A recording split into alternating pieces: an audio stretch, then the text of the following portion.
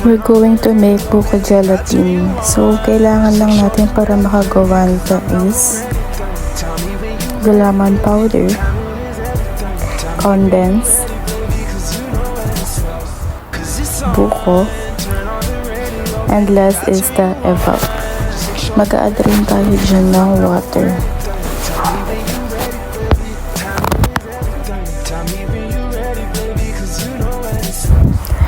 Low heat lang yung kailangan natin, then i-mix lang natin para maghalo-halo yung mga ingredients.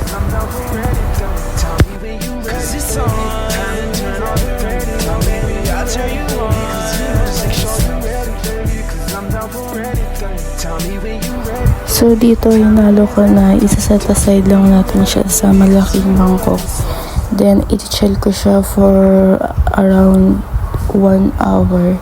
Depende sa kung ano na yung consistency ng gelatin. After 2 hours, ganito yung consistency ang itsura niya. Thank you!